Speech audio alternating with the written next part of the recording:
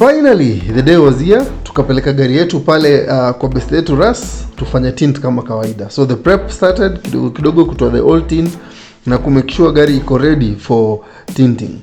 In the meantime gari ikiwa hapa na pale tunashughulika, guys would come ask about it, guys would want to know ini gari gani. There are actually many people who don't understand what type of a car is this.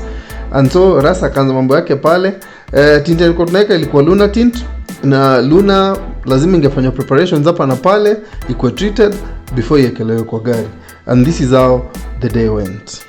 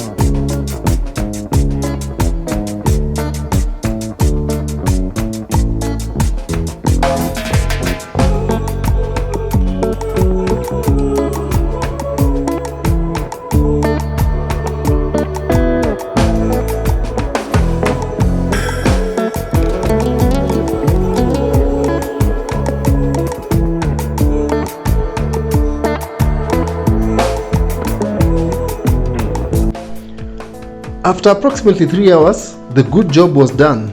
The white was whiting and the black was blacking.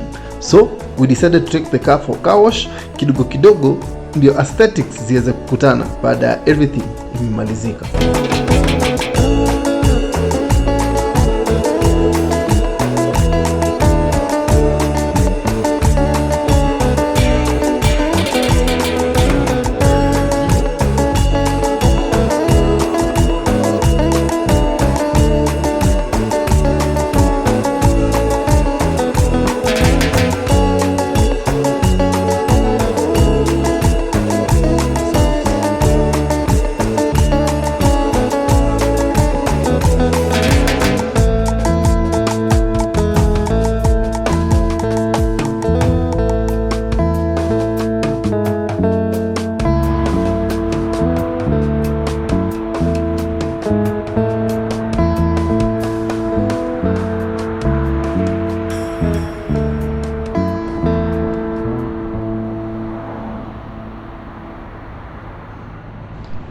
After the good job was done, we drove all the way to Westlands to just watch the car from different perspectives. The black was blacking and the white was whiting.